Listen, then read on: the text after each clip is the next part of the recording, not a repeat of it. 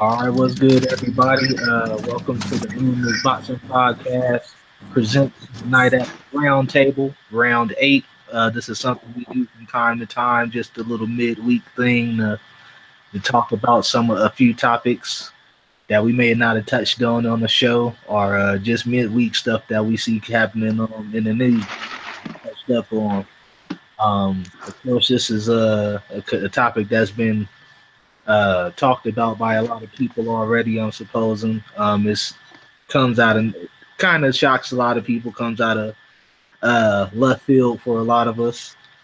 So the first topic we're going to get into is actually Andre Ward retiring and pretty much to go into what we all think about his legacy and pretty much his impact on what on a 175 division right now.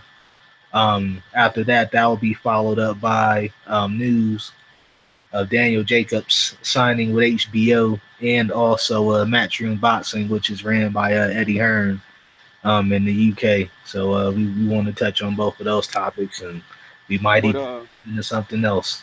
Stem, also, go ahead. Andrade just signed a 3-fight deal to fight at 160 with HBO.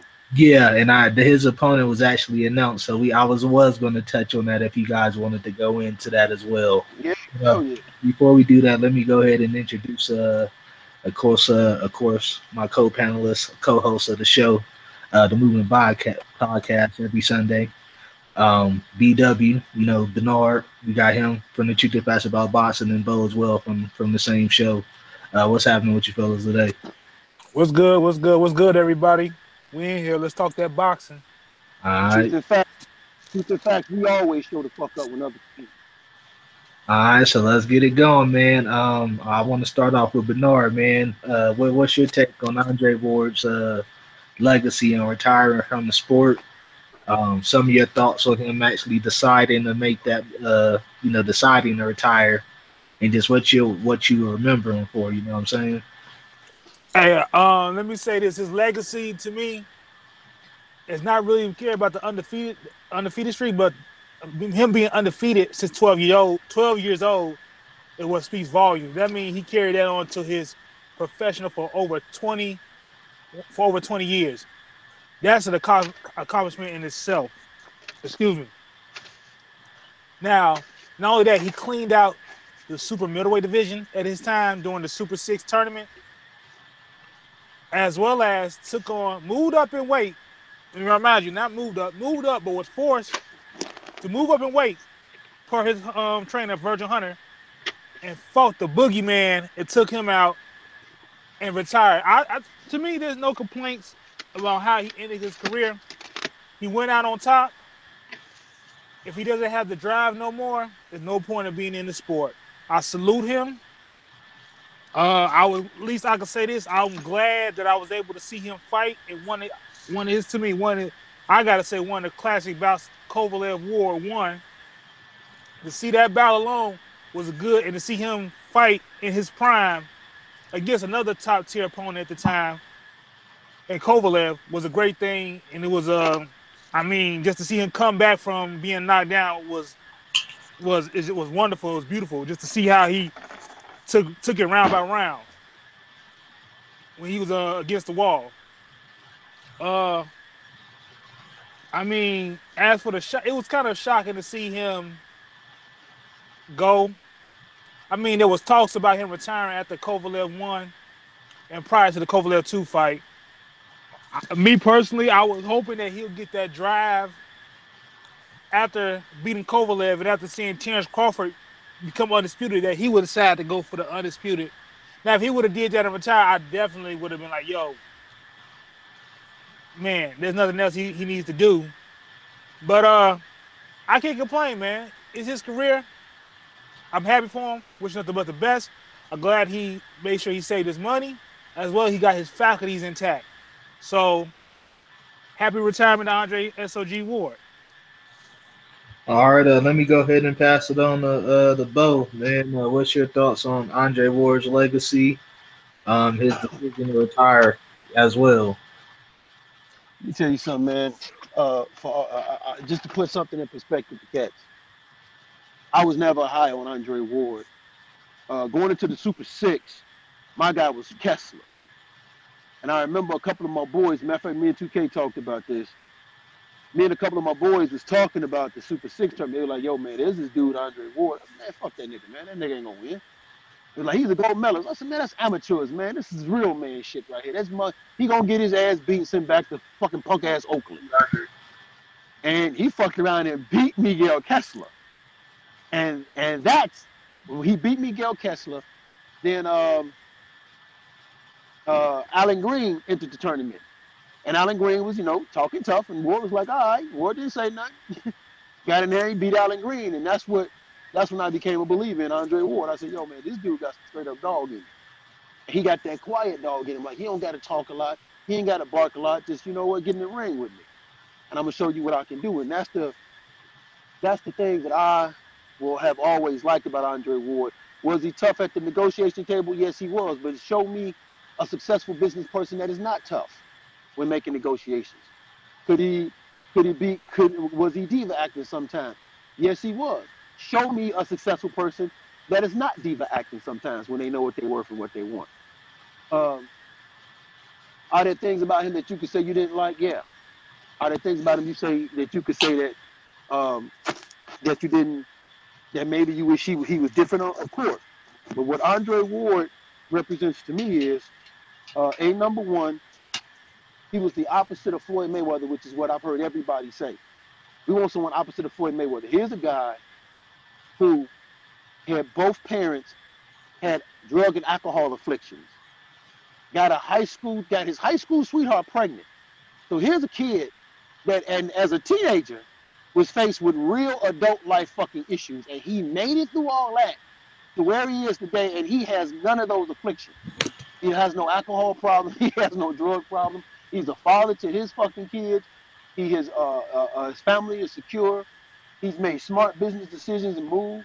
He was smart in the ring as well as out the ring, and he went out on his own terms when he wanted to go out on top at the very top. And too many times we see athletes like Evander Holyfield, Mildred Taylor, Muhammad Ali. They stay around too fucking long to the point to where the sport throws them out. They don't leave on their own. The sport just literally tosses them out the fucking window like trash. Well, not Andre Ward. He's going out on his terms. And as much as people wanted him to talk shit about Floyd, he would never talk shit about Floyd. He would even say, listen, I'm not going to take that bait. Floyd should know better, but I talked to Floyd.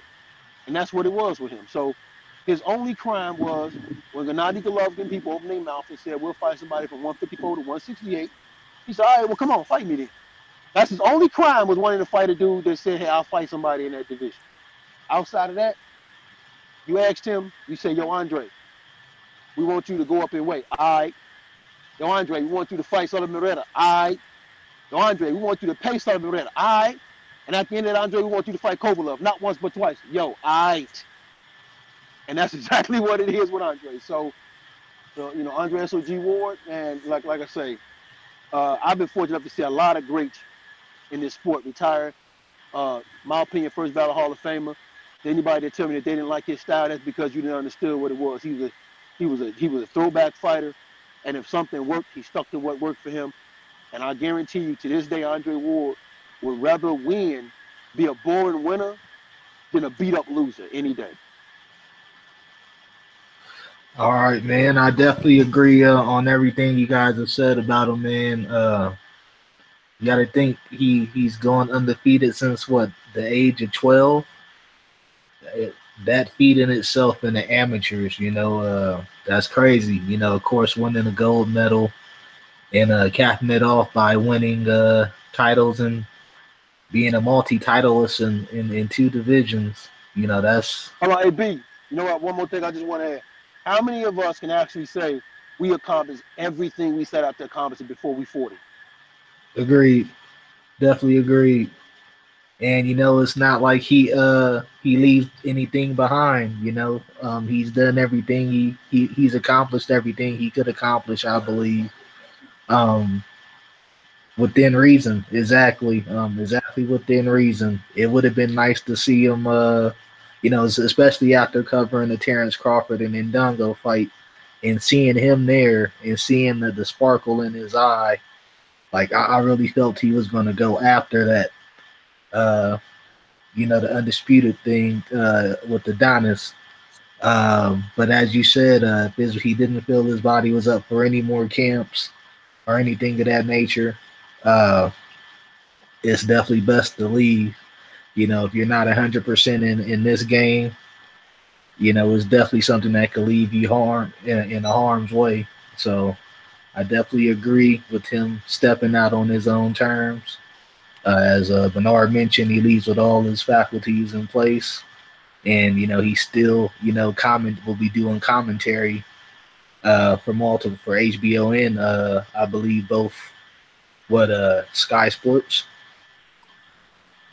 So I mean, I think so. HBO, maybe Yeah, ESPN yeah, as well. HBO, yep, HBO, ESPN, and Sky Sports. ESPN and Sky Sports. So I mean, he's not hurting in any way. Him and Jay Prince had a plan. Of course, with his longtime trainer Virgil, they had a plan and they put it all to work. And he retires undefeated. There was nothing else for him to accomplish. There was one thing. 2K, one of our other two co-hosts. We talked about things that would put him above Mayweather, which was probably going for the undisputed thing. That was probably one of the few things we said he needed to do. But outside of that, Bo was right. He's a first ballot Hall of Famer. With that said, I want to go into what the impact of him retiring does to the 175-pound division. Um, Man, it's been so much going on recently there, and just to have this happen after we thought we had some kind of solidity or finalization to just who's the reign supreme. It definitely throws a lot in the air for that division. A lot of prospects coming up, from the Eastern Euro block, getting a shine in that division right now and getting noticed. So I want to get you guys' take on that, starting with Bo. I mean, what do you think will happen with the 175 division right now? Who do you see coming out on top of that as well with Andre Ward retiring now? Well, the early favorite right now is Adonis Stevens. And you have to put him there, and because he'll be the only guy who has been holding his title longer than anybody now. Anybody win the title now will be, knew this, knew this, knew that. So he'll be the only guy holding that title. So the guy for the division, and this is actually where Adonis Stevens can erase a lot of bad shit, a lot of his karma. Fight a late Alvarez, beat a late Alvarez, then go, then unify. For 2 years, you haven't unified. Andre Ward comes to the division less than 1 year. He wins the Quan Punch belt. So now the belt's out there vacant. So guess what? You can go for unification matchups. All right. So right now, early dude is the cut. Now that honestly, man, and I talk shit about it, honestly. Because sometimes like you say, it's great. But in this situation, this to me is put up and shut up. If you can't get a unification right now, I mean, this is put up and shut up. There's nothing in the way here. So if you're telling me you can't get a unification fight, you can't fight one of these top players right now, because the issue with Andre Ward was always going to be how, and I think we all kind of knew it. So there's no more issue. So it's put up and shut up. I'm still wanting to 10 minutes left. So we let somebody else at the bench double up. You don't get put up. You can have that. So you also got Kovalev. I don't know what the fuck Hunter Jackson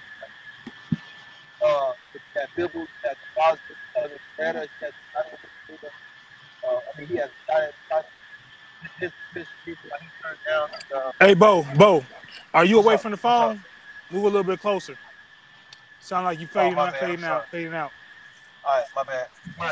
So, Sullivan Beretta, he has a title shot. That's why he turned down the Kovalev fight, because they was only paying him 400K, and it would have took him out of his spot. So, man, dude, the light heavyweight division is lit right now. It's hot right now.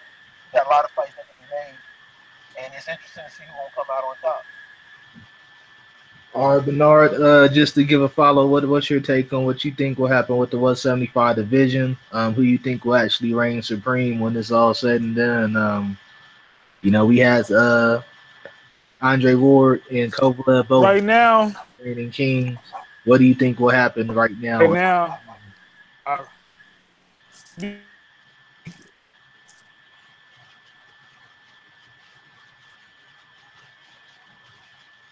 Bernard.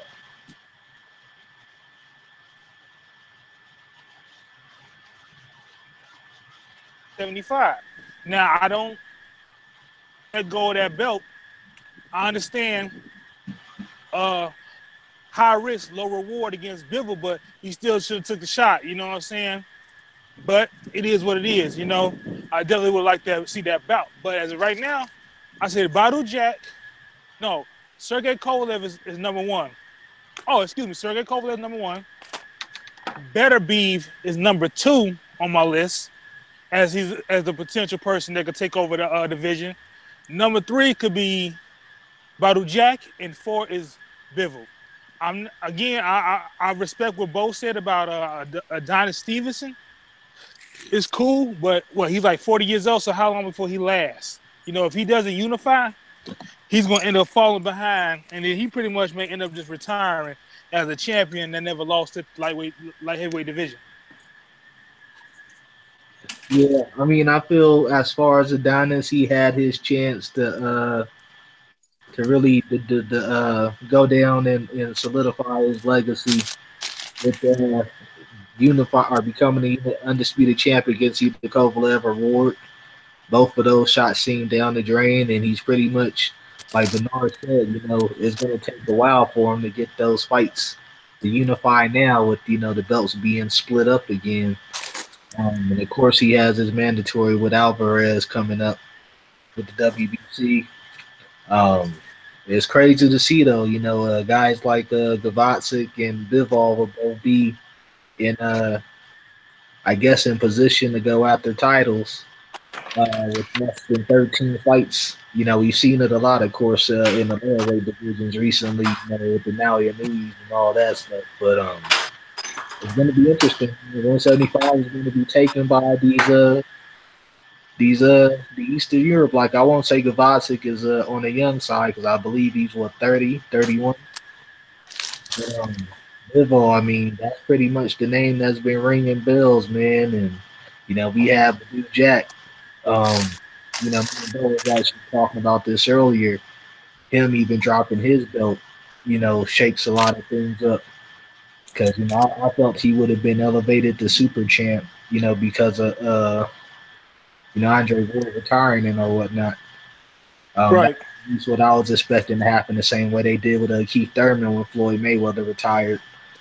So I thought that was pretty interesting. As far as that also shakes up a lot of things as far as the WBA title. Even though Bivol will be fighting for, I don't know if it'll be the regular belt or the super belt, which is another thing that's up in the air. I have a question, guys. I know this is not far fetched.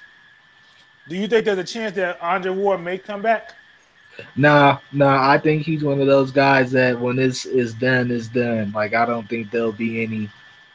Okay. That I need harboring or I felt like I left it. I think he's one of those guys. He felt like he left it all in the ring, and I don't feel like he had anything to gain by fighting a Gavacic or Dmitry Bivol personally. Like I said, there was only one fight I needed to see him at 175, and that was Adonis Stevenson. Other than that, I don't need to see him against these other guys at 175. Even that fight would have been interesting, but it wasn't something that would have did anything extra for his legacy, in my opinion. No, I don't Okay. think nobody got come back. Andre Ward has always struck me as the type of dude who's once he makes a decision, that's it. Bo, you sound faded out. I said no. Again. Andre Ward strikes me as the type of guy who's true to his conviction, man. He's one of them dudes that once he make up his mind, that's it. Okay. Okay. Yeah, I definitely agree with Bo.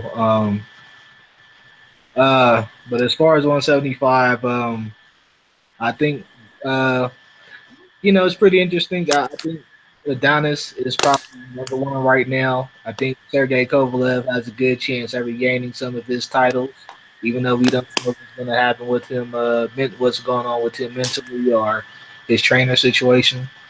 You got to imagine, even though he's not the king, he's not a titleist right now. The only guy he's lost to is Andre Ward. So I mean, that is a top pound for pound guy.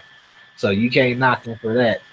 Losing twice to that guy, he's still got to be one of your favorites in the division, regardless of him being on the outside looking in of the title shots right now, or title rankings.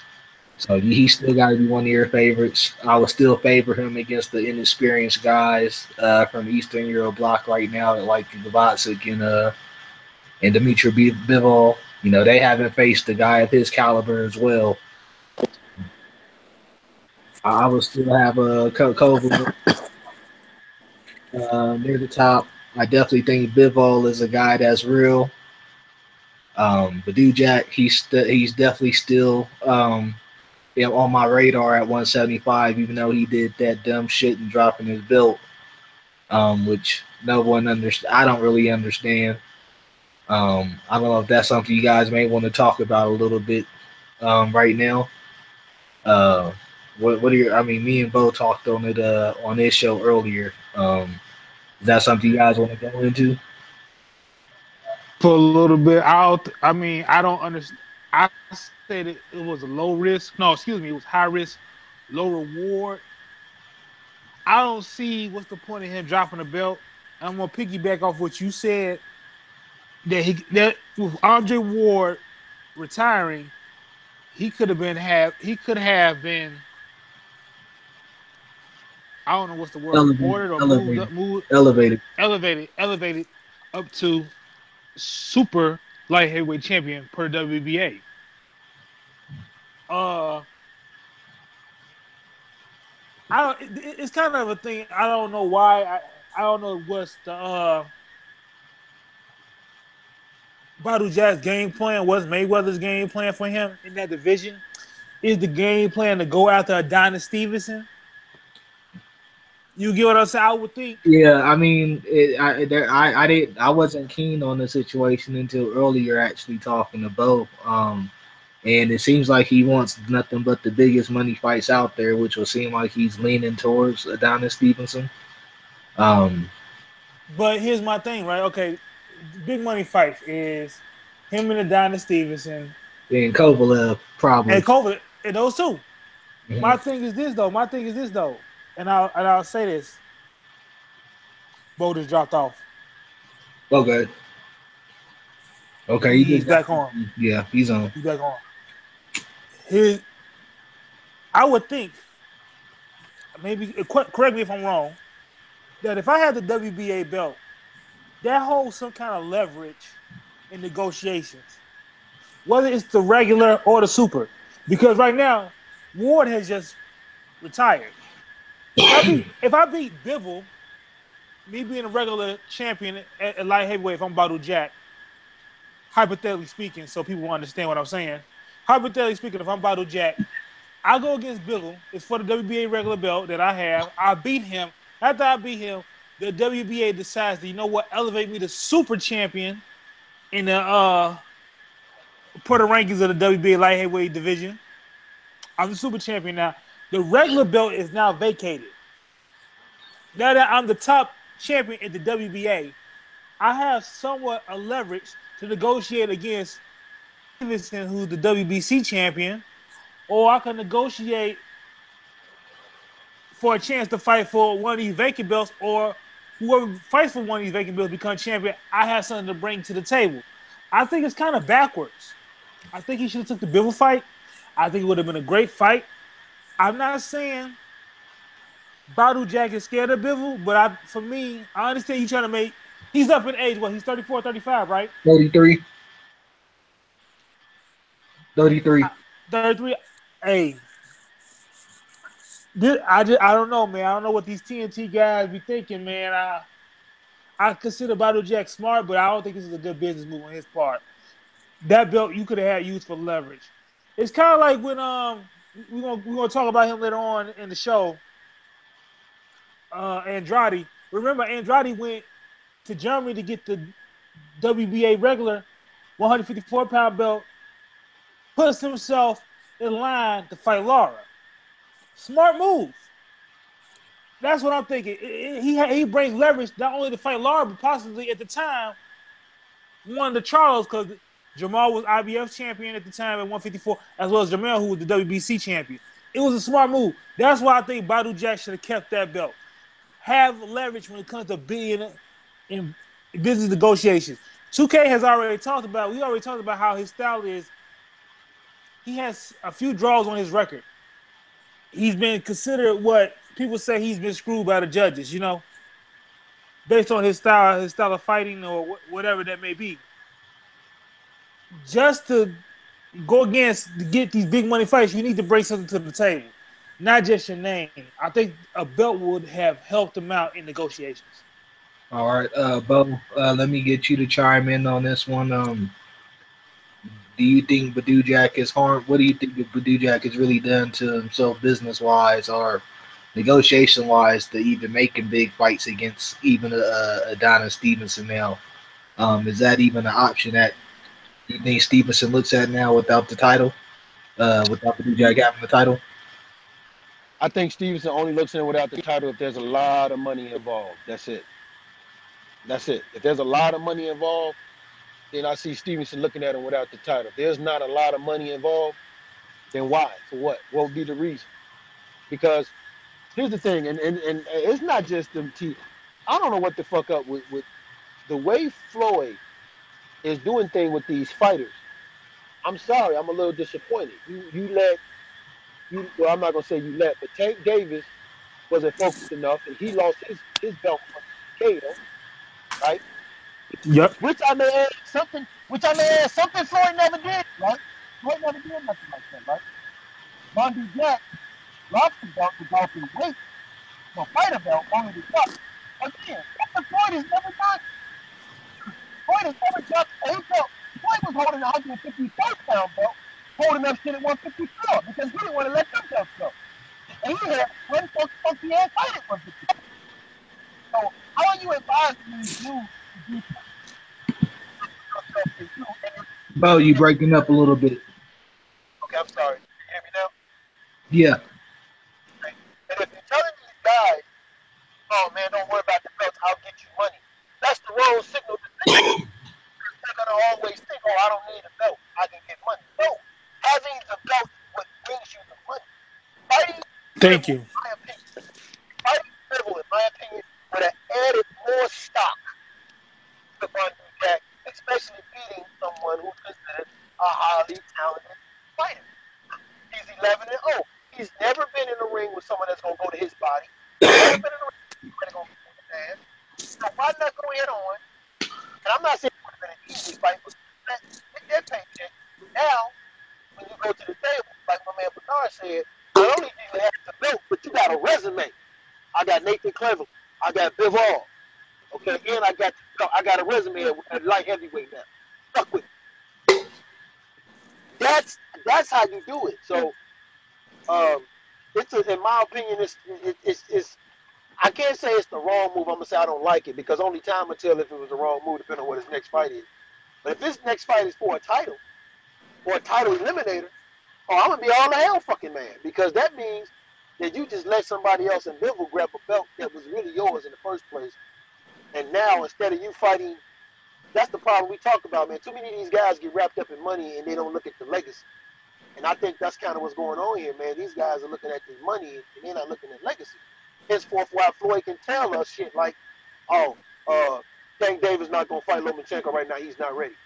Then turn around and say after a great fight, oh, well, Bondi Jack is moving up in weight. He's going to 175. No, let the motherfuckers talk for themselves, man, and sit your ass down. Yo, Very. Bo, I was gonna throw a question out there, but you spoke about how Floyd and these TMT fighters, and we always wonder, man, is there some kind of ego going on with Floyd that he has to have control over them, And I understand. Okay, you said Twine. You said Badu Jack is 33, right? Yeah.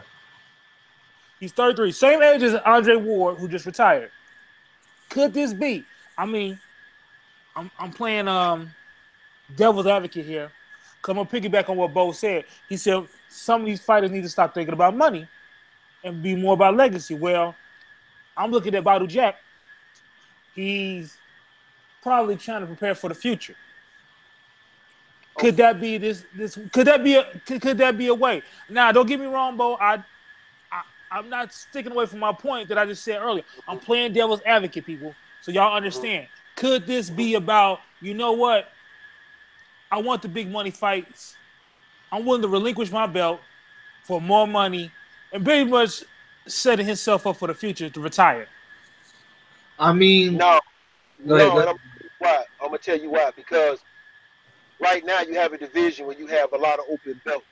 So the big money fights are gonna be cats that go for the belts. You got young guys in Bivol, Gavazic, even Kovalev coming back. They're gonna be fighting for belts. They're not gonna be wasting their time for cats like Bandu Jack with no belt, regardless of whether unless you're telling me you're willing to give these motherfuckers $1 million and $1.5 million.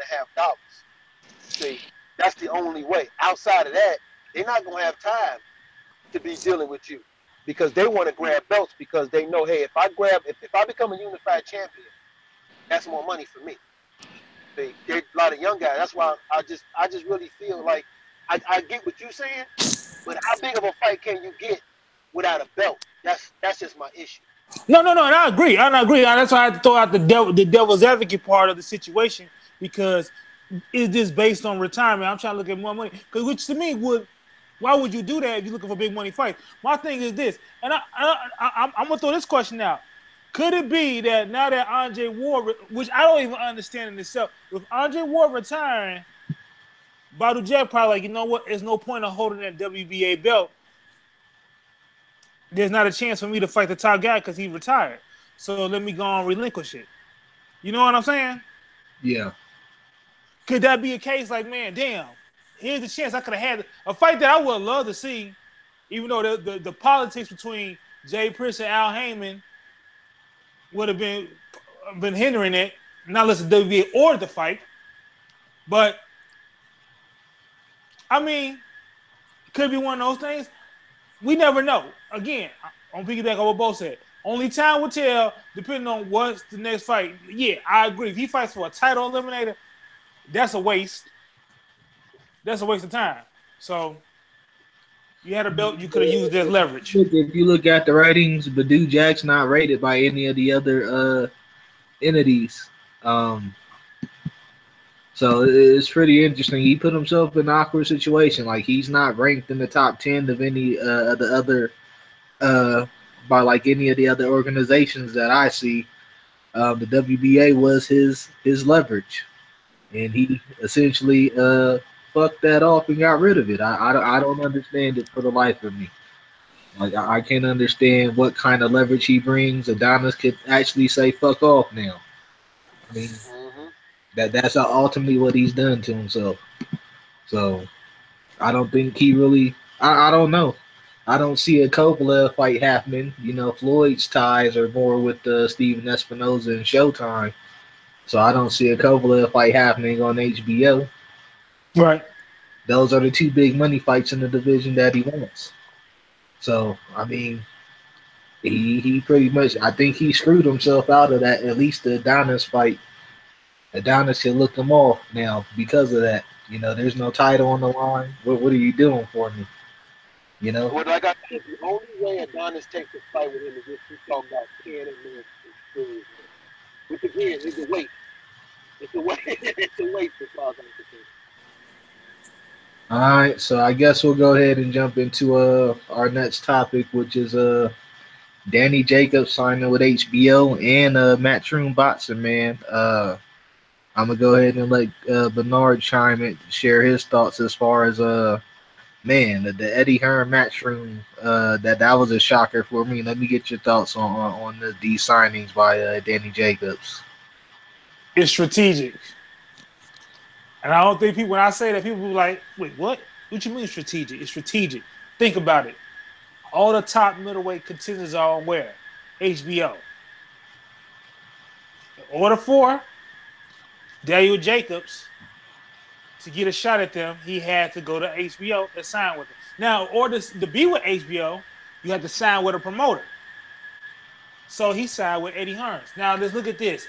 Eddie Hearn and Al Heyman have been working together over in the UK. So their relationship was built. So Jake was like, you know what? I want that fight against Triple G again. I want to fight Canelo. I want to fight David Lemieux. What better way than to go to HBO and sign with them? It's all strategic. Now, I think it's a good move. And in fact, fuck it. I think it's a great move. A great move for Daniel Jacobs because now we get to see him as a potential matches. Not only that, it forces the other hands of the other promoters over there that was under the HBO banner, such as Golden Boy and K2 Promotions. And it forces HBO to make good fights again if they want to still be in the game. Because as of right now, Showtime is winning along with the help with PBC. Let's be honest. Showtime and PBC is winning in terms of having the best fights throughout 2017. So in order for them to do anything, HBO is gonna have to force Golden Boy's hands and K2 like, hey yo, we got a top middleweight contender in Daniel Jacobs, a former champion. One of your guys is gonna have to fight him eventually. I mean, the Eddie Hearn thing, like I said, that's basically I just said that twice. The relationship that Al Heyman has made with Eddie Hearn over in the UK, working through with Floyd as well as other fighters, with Frampton and Leo Santa Cruz fight. That's all it is, man. So, man, it's a great move. I'm looking forward to seeing it. Let's see how it plays out. And I believe this is going to force the other hand of those other promoters. Not necessarily PBC, Al Heyman and the Eddie Hearn side was going to force the other promoters. Let's see what happens. All right, Bo, let me pass it on to you. Are Bo still on? Okay. Yeah, Okay. Let me get your thoughts on the Eddie Hearn signing. We kind of Bernard touched on everything as far as the top money fights and the top middleweights all pretty much being aligned with HBO. So let me get your thoughts on where you think Eddie Hearn ties into this as well. Some of the media fights you think we'll see with him on HBO as well. Well, what it boils down to is Top Rank is out and Al Heyman is back in. That's really what it boils down to. I'm being perfectly honest with you. Okay. And that is because the reality is, though, if, like my partner said, the one thing PBC don't got, they got horses at 126, they got the horses at 147, they got the horses at 154. They even got a decent amount of horses at heavyweight, but they don't have no horses at 160. The top thoroughbred horses is King and Wood. And so if you want to get in that mix and all this money, you got to go where the horses are. You know how they say, if you go something, you got to go with. You got to go where it's at. That's where it is. Bo, you breaking up? Bo, you breaking up? Okay, I'm sorry. Can you hear me now? Yeah. All right. The action is with HBO in the middleweight division. And that's where he needs to go. He got to go where the action is because there's money on the table for David Lemieux. There's money on the table for Curtis Stevens. Hell, there's money on the table. We know there's money on the table for Canelo, Billy Joe Saunders. So there's money on the table. And Eddie Hearn, now this is his chance. He's been trying to get a crack at the U.S. market. That's why he's had some fights over here in the U.S. He was thinking about doing Joshua versus Klitschko here in the U.S. So this is his chance. And like my partner said, it's a great move for Daniel Jacobs. He's only going back to HBO, which is where he's originally from. They're giving him 3 fights. Okay, so that means he'll be busy. And like my partner said, you have to have a promoter to even be with HBO. Okay, and like think about this for a second. Manny Pacquiao, when they was talking about Manny Pacquiao fighting Terence Crawford and making that fight on HBO, Pacquiao said, "Well, I want $20 million because with HBO that was my guarantee." Now he's not Exactly. with right, so now he's not with HBO no more. So Bob ain't, he can't guarantee you 20. He can guarantee you 5 or 10. You know, and that's really all it is. And then here's something that I know everybody ain't gonna like to hear, but this is the truth. I don't care what you see on ESPN. I don't care what we see on FS1. Still, #1 sports figure for boxing is HBO, and Showtime is second. So if you want to make a name for yourself, and you want people to know you are, more people still watch HBO and Showtime than they do ESPN and FS1. It's more synonymous. More people know who they are. So go back to the channel. It's hot. It has the dogs for you to fight. It's hot right now, and it appears that HBO is trying to make some kind of move to kind of bring boxing back. So, man, I like it. It's a great move for his career. It's good. I'm glad Al Heyman advised him. And like my partner said, if it was something between him, a rift between him and Heyman, then we would be seeing him signing with Top Rank. And we would see him signing with Main Event. No, signing with Max. And I think Al Heyman got 3 or 4 fighters under that Eddie Hearn promote. So it's a good thing. I like this move for Daniel Jacobs all the way around. I really do. And I think Eddie Hearn is a good enough matchmaker from a main card. Now his undercards are something to be desired, but for a main card, he's a good enough matchmaker for a main card, and it breaks him into this American market. And who better to bring it to the market than with Daniel Jacobs and Al Heyman? So I like it, man. It's a good move. But Top Rank is out, and Al Heyman is back in. Yeah. And definitely, the only thing that I can add to that is Danny Jacobs just put himself in the UK market, Sky Sports money market. Oh yeah, I didn't think about that. Yeah, that's good. So that's just to piggyback. He put himself in that market to get money over there in the UK. Even the potential Billy Ho sandwich fight over there in the UK. If we could get Frank Warren and Eddie Hearn, doing more collaborations together over there. I want as you finish, I want to say something about that too. Go ahead, Bernard. The Billy Ho Saunders. I want to piggyback on something Boaz said probably several podcasts back. This is boxing. As much as we go in on HBO for what they have done, they've been really pushing the Eastern European fighters. For Daniel Jacobs to come to HBO, this is really a big thing because let's look at it. Does HBO really don't have no heavyweight division, no heavyweight fighters now that Klitschko has retired? Their main, now that Top Rank is left and with the ESPN, who does HBO really have to promote other than Triple G and Gennady Golovkin? Basically, 2 promoters. I mean, let's be honest. And it looked like HBO boxing is dying, but this could be the revival that HBO needs. I'm not just saying with just Daniel Jacobs, but having another promoter coming in as Eddie Hearn to revive HBO boxing. That's a good thing, and we should be applauding it. I mean, you got people that as Bo was talking about when we talked about it last night, how motherfuckers was saying, "Oh, Jacobs left Eddie Hearn, not Eddie Hearn, excuse me, Al Heyman." No, it's a plan. Al Heyman's in. Remember, they ran him off several years back. They kicked him off the network. Now all of a sudden, look what he's done. Al Heyman is just prove to you that, hey, this is how you do business. He was just an advisor. That's all he was, an advisor. And he was putting all the other promoters on as well as Showtime. So look at this. With HBO almost going down in terms of boxing, which it was not having that much, because they only had to rely on Canelo, Triple G, and the super flyweight division with Quadras, Gonzalez, Estrada, now Inoue, and now Rumverside. I mean, that's pretty much they had.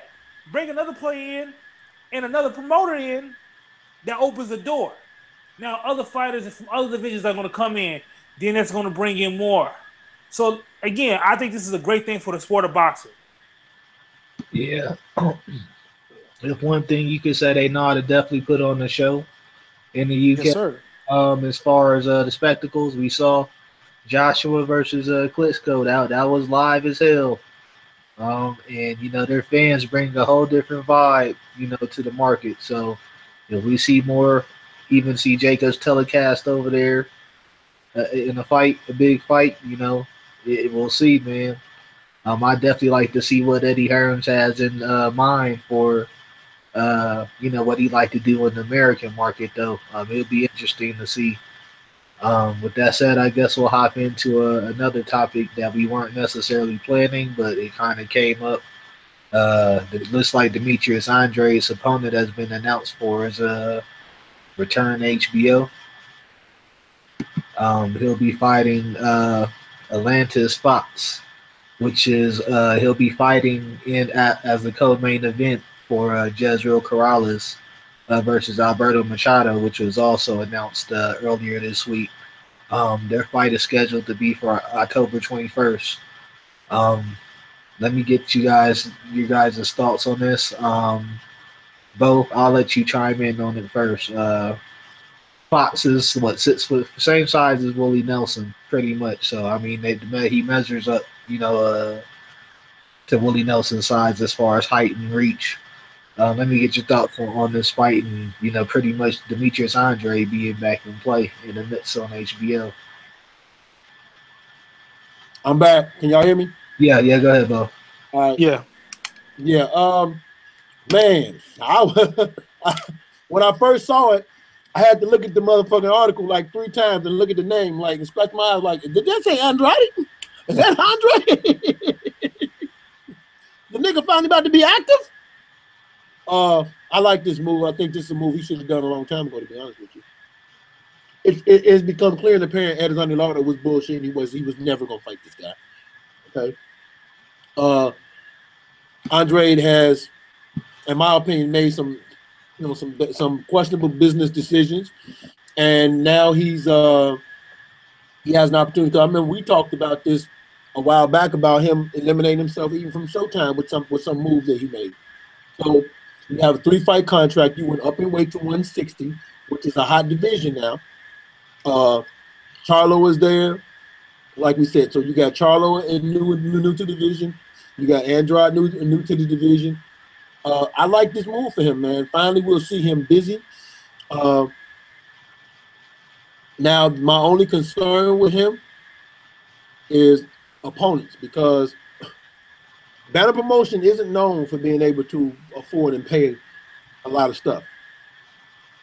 So that's going to be interesting to me. But as far as him being able to be active, being able to get seen, and then remember now, it's on HBO. His last fight on HBO was, it was in spectacular fashion. He fought, what's the guy's name? I forget the guy's name, but it was a great fight. He looked good, looked sharp. So I'm hoping this leads to something really big for him, because if you look at the 160-pound division, I'm sorry, but everybody looks vulnerable. I'm serious. Canelo looks vulnerable. Gennady Golovkin looks vulnerable. A lot of these fighters look vulnerable, and then you got some new dogs coming up in the division. So it's gonna be interesting, man. I like this, but I like this move for Demetrius Andrade because he is such a good, slick boxer, and like I could see Canelo having a hard time with this dude. I could see Gennady Golovkin having a hard time with this guy. So, I'm excited, man. All right. And just as Bo put out there, this is actually a non-title fight. He'll be making a leap to 160 for this bout. So I'm not sure what this means necessarily for Andre's future. If he's looking to stay at 154, which he is not looking like he's in the midst of anything happening. He seems uninterested in even going after the Andre fight in recent interviews. So I don't know if this is going to be a. You mean Lara fight? You said Andrade. You mean Lara fight? Yeah, thank you. He doesn't seem interested in the Lara fight anymore, so I don't know if this means him actually stepping up to 160 for good and possibly being an opponent for like a Daniel Jacobs or something like that, who's also recently aligned himself with HBO, as we just mentioned. So definitely interesting move just to see this 169 title fight. I don't know if this is just him testing the waters, if this is anything permanent. So it'd be interesting to see his move after this fight more than anything. But it's good to see him have a network affiliation just so he can stay busy more than anything. That's one thing that's been lacking in his career. He hasn't fought twice in the same year since 2013.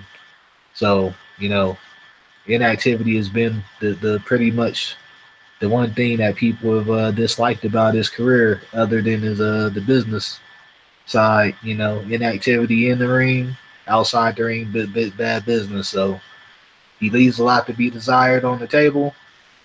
Let's see if he could not waste the best years of his prime. With this new allegiance. Is there anything else you guys want to chime in on this one? Hey, I'm gonna say something, man. I know this is gonna come from a shock. I think this motherfucker a dummy. Go ahead and elaborate, Bernard. Let me tell you something. Twine, you spoke about it. We went on him and gave him on the fuckery of boxing, even as I did on the final blow, him, Laura, and all this, and WBA and all this shit. You went on him about him not taking the Showtime deal, right? Yeah. So, with that being said, if you want somebody so bad, why would you not take the deal that could potentially get you a fight? If you notice, Showtime has really been promoting the 154-pound division. Yeah, heavily, Am I but right or wrong? This like heavily. their second card of full of 154 pound fighters. Championship fights, to be exact. Well, it's 3 belts on the line. 3 championship bouts coming up on October 14th. Am I correct? Yes. Is that the correct date? So Yeah. you mean to sit there and tell me, you go to HBO, move up to 160. I'm gonna sit here and say this. I know this is 2K likes Andrade, but I really think Andrade ducked Lara. You ain't even you didn't you at this point in time you went and got the belt in Germany, came back beat Willie Thomas. I think that's when the deal was open, right? Didn't take the deal, which could have got you a potential fight with Lara. If you would have got the deal, then you could have got the belt in the UK. I mean, in Germany. Excuse me, in Germany. Brought it back. Could have kept fighting. Could have stayed busy on Showtime. I'm pretty sure somebody would have fought you. You know what I'm saying? Stay busy until Showtime forces you in Lara's hand, or the WBA does so. But you didn't do that. You go to, hey, I'm waiting until September for them to the WBA to do something about it and to fight Lara and stuff. And then they probably could make a purse bid in November. But then all of a sudden you started changing your mood. Say, you know what? I'm not looking for the Lara fight anymore. And then you make matters worse. If there's a potential chance with you being a 154-pound champion, you go over to HBO. Now, don't get me wrong. I just said yes, Daniel Jacobs and Eddie Hearns. But we're talking about one particular person here right now. This is Andrade. He has not been the smartest when it comes to business. We all wanted to see that Andrade fight. I blame Justice Lara, but I really not. As I'm looking at more of this, Lara did what he's doing. He's staying busy. Like, fuck it. I can skate through this bullshit. You know what I'm saying? Fight these bullshit ass fighters, these up and comers, get this easy money, and it is what it is. That motherfucker there had a chance to go after Lara. If you mean to tell me there's a rivalry, you go after Lara and the Charles, and you didn't take that chance, you full of shit. And it calls for what it is, bullshit. He's a dummy. You know what I'm saying? Now, what you doing now this fight is at 160, so let me guess. Who are you chasing? Gennady Golovkin, Canelo, David Lemieux, Daniel Jacobs. You now jumping into the mix of 160. I don't think it's a good look for him right now, unless he cannot make weight. And that's probably due to his freaking inactivity. But if you can, and you just want to jump over that thing, you can get some big money fights, then I don't know. I don't think that's what you should have did. But hey, then again, though, you wasted your career making bad business moves. So you gotta play catch up. So this is what you gotta do to play catch up. Hey, go right ahead. But you had the opportunity to try to at least make it a tip to clean out the 154-pound division if you would have signed with Showtime. Yeah, and that it doesn't necessarily seem like that's something he's intending to do with this move with HBO. And it's in a 160 fight. Andre's actually one of the bigger guys, I guess height wise in the division, 6'1". So That seemed kind of weird though, Twine. It seemed kind of weird to me. You signed with HBO, and all of a sudden your first fight is at 160. Yeah. I'm starting to think HBO forced him. And hear me out when I say this. Remember, Ward was re-signing with that 3-fight contract at HBO, and Virgil Hunter said, "Hey, they forced us into the division to fight Kovalev. We were trying to stay at 168 and continue on before it was that time where we couldn't make weight no more. And it's like, yo, we'll move up." But with everything it seems like it is, I really believe this is what I'm piggybacking on what I said earlier. HBO is really right now going to be the channel for the middleweight division. So that's what it's looking like. And it's like, hey, yo, you 6 pounds away from being a middleweight. Go and come up. You can only fight now from this point forward at 160. Join in, because there's a good chance that whoever loses between Canelo and Triple G, or whatever, what's going to happen, they're going to need some opponents or whatever. And here are the guys we got. So we're going to use Daniel Jacobs and Andrade. But it looks like Andrade going to be more of a stepping stone before Daniel Jacobs. Yeah, I definitely don't know how he mixes up at 160 right away. Definitely something I'll think about, you know what I'm saying? But right now, he's on the outside looking in. Of course, if this is the move he's making, jumping in divisions, he'll have to move, of course, earn his way to some mega fights in the division. But like you said, HBO is looking like it's going to be the stalwart for the 160-pound division as far as the big fights are going to happen. So at least he puts himself in that mix since the 160 move is definite or permanent. Bo, you got anything else you want to chime in before we get out of here? Yeah. Shout out to the IBO. Oh, not you, man. Hell no. Hell no. Yes. 1 Cuban victory down and 2 more to go. Deontay Bomb Squad, Alabama windmill bitch acting weave wearing Wilder is going down November 4th, motherfuckers. And what's the other one? Of course, Rigo, nigga. Do I even have to say that? Yeah, I went there on the Rigo on that one. Just to get it official wax. Oh yeah, Rigo. Yeah, definitely Rigo. See, that's the difference between real fighters and motherfuckers hanging out at 175 holding trinket belt. Man, let me get out of here before. Yeah, our age ain't a problem, nigga. Our age ain't a problem, nigga.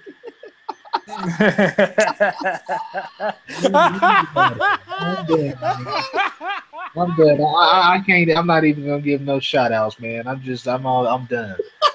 Hey, Bernard, this nigga go on vacation. Now he come back soft. hey, Bo. He's drained. That's why he was sowing his wild oats. He's drained. That's why he ain't got no energy to fight. He's drained. He's drained. You know what I'm saying? Give him a good month to come back replenished. You know what I'm saying? Then he'll be ready to go. You know what I'm saying? He ain't ready for battle right now. Yeah, that nigga might be 175. Goddamn it. Hey, you notice he didn't hit the mute button. That lets you know how tired he is. Right, yeah. Stamina or endurance. Man, let me get go ahead and give you guys the social media. Detective B, of course, man. Go ahead and let it be known where they can find you at. Oh man, just give y'all a heads up, man. You can find me in the Movement Boxing group on Facebook. You can find me on Eastwick Boxing. You can find me in a couple other groups such as Supreme Boxing, Ring IQ, man, talking boxing and bullshit, SSS Boxing Talk, Colossal Boxing Talk, Danger Zone Boxing Talk, as well as you can find me on Twitter at The Movement Boxing, capital D, capital M, and capital B for those words. You can find me on Instagram at The Movement Boxing, DAMUVMENTBP on Instagram. Well, I'm looking for your favorite fighters. You can find me on Bo's, not on Bo's channel, our channel. I have to fuck with him a little bit on that one, but our channel. But you know, he mostly goes live every hour on the hour. If it's not on YouTube, it's on Ring IQ. So Truth and Facts About Boxing. And pretty much, man, that's where you can find me, man. Other than that, I'm currently working. I'm sending an email later on this week to the IBL, see if we get sponsored, man. I'm trying to do that, and also, I want to say, Big Cool on Colossal Boxing Talk on YouTube, as well as he got the Facebook group. You can find 2K the Prodigy of Boxing on YouTube, as you also catch his turd ass in Eastwick.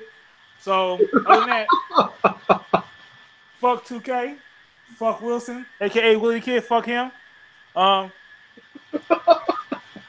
Shout out to Chris Henderson, but fuck Henderson Chris. And fuck Everton, fuck Aaron. I mean, I can go on. Fuck the other Chris. I mean, I'm pretty much hashtag all fuck them all. But yeah, I got love for them, my bros though. But yeah, and I'm gonna pass it to my partner, Bo, man. All right, Bo, where can they find you, man? Man, you can find me right here on YouTube, The Truth and Facts About Boxing. Also follow me on Twitter and Instagram at capital T for Truth _ capital F for Fact Box 1. Instagram is the same thing, just all small letters. Find me in the rooms, man. Ring IQ. Spamming. Huh? Spamming the Ring IQ on the hour, every hour. Going at the casuals. Going at the casuals. Passing out them motherfucking L's. You can't spell casual without the L, motherfucker. Hey, later on this year, before the year's out, he's going to be handing out L's. Yeah. Big ones, goddammit. You can also find me at We Live Eat Sleep Boxing. Shout out to them bros. That's right, SSS. Eastwick Willie the Kid, like my man Bernard said, man, fuck that nigga. Fuck Chris Henderson and Henderson Chris. All right. If you down with it, fuck you too. Right. You down with it, fuck you too, you know. Shout out to our boys, Jasper, Big Cool. He said Java. Wow. Big Cool from Colossal Boxing. Shout out to the egg drinking light skinned nigga himself, Mr. 2K, the fake prophecy of boxing. And look, mad props to everybody out there doing their thing in the sport. Mad props to my people over at Pound for Pound Boxing. Oh, and one last thing. Fuck Adonis Stevens and fuck his supporters and fuck Twan Liberty too. Oh. And shout out to Adrian. That's right. Shout out to Adrian. Shout out to Adrian. And shout out to Yusuf. Shout out to Denise. Shout out to Denise Ward. Yep. But you know, that nigga Twan Liberty. He had to take a sabbatical because Hoop Jab pissed him off. He said, fuck that. I don't want to go post office on them motherfuckers. So I got to go somewhere and smoke me a joint. So the nigga had to go across the world to enjoy a good stiffer. Yes, in my mind and body, you're still on vacation, which is why I gotta let a lot of this shit slide off my shoulders. No, motherfucker. Like Bernard said, nigga, you still drained. Nigga. You drained, nigga. Yeah, that nigga need Viagra to get out of bed.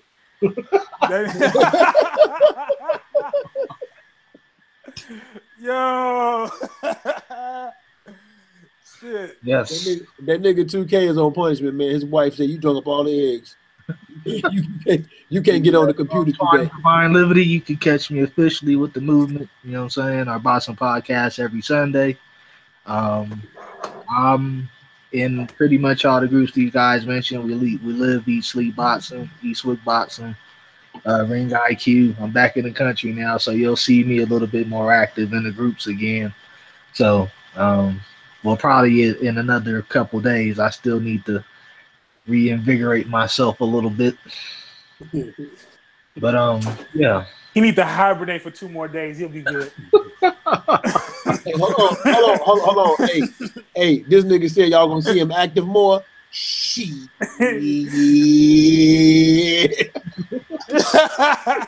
in a couple more days, man. Soon as he hit that blunt, bro. I mean, fuck this shit. Yeah, I'll piggyback off the Bose video.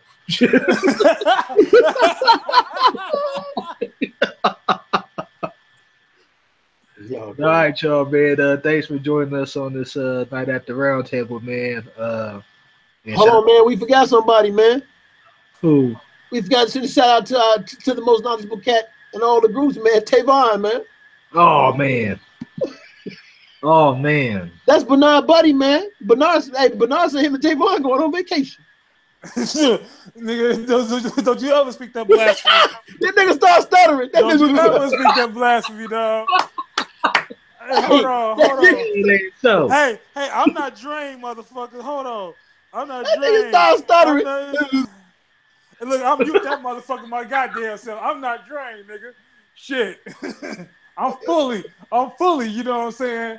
Don't ever say that bullshit again. Shit. Oh, that nigga muted me, man. All right, Joe. All right, man. But we'll catch y'all this weekend.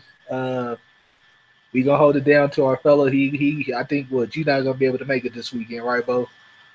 No, I ain't gonna be there. All right, so we gonna hold it down for him this weekend and keep it going, man. But and don't come to Eastwick. Don't come to the movement. Or we live in sleep boxing. If you ain't number 1, don't know boxing, or be number 2, you ain't got no thick ass skin. You will be ran out the room. Oh yeah, definitely with East. No love, man. We don't take no shorts. So yeah, we don't kick you out. We leave you around and make you leave yourself. We take heads, and we take body headbangers up in there. And Eastwick hand out trophies. Definitely. They hand out trophies if you don't know shit about boxing. Or you a dumbass, or you a ducking motherfucker. You know? Shame yourself. Yeah. But definitely, man, thanks for joining. Hey, hold on. I want to piggyback. Before you end the show, I want to say this. I want to thank to everybody that continues to watch us and support us. I got a couple people that send me the link to the show. Just want to say thank you to everybody that continue to, from the Instagram page, on the Facebook group. I want to thank Eastwick for allowing us to share our stuff, and we built that bond with them. They some cool brothers in this sport. We talk about boxing, man. I want to salute them truly for letting us use their group. And man, like I say, feel free to call in, to chime in on the Instagram. I'm definitely gonna try to figure out to do more on Twitter. I'm not the really type of person because I prefer the Instagram and the Facebook thing because more interactive and such. But yeah, I want to say thank you, man, just to everybody that's been supporting us, man, from day one, and continue to see big things from us, man. Definitely, Bo will be on the show. Bo will be on the show this weekend. Trust and believe, like he always does. When he leaves, he somehow calls in and be like, "Yo," he ends up on the show. Don't believe that bullshit. Yeah, he gonna be in the middle of the next hurricane calling in. Breaking down the hurricane. Yeah. Yo, I'm in the eye of the storm. I'm in the eye of the storm, fam. I can't even lie. Y'all know me. I say that shit, then I get down there, but yo, man, I gotta do something. I gotta talk about something. All right, y'all. But thanks for tuning in for us, man. And yeah, like Bernard said, thanks for continued support. We're a year in this thing pretty much. So, I mean, it's official, man. Let's keep the movement going. Of course, everybody else's individual thing they got going. Truth and facts about boxing. Colossal boxing talk. The prodigy of boxing 2K. We all got our individual things, but like we said, we've been saying we come together and do this thing called the movement, the collective.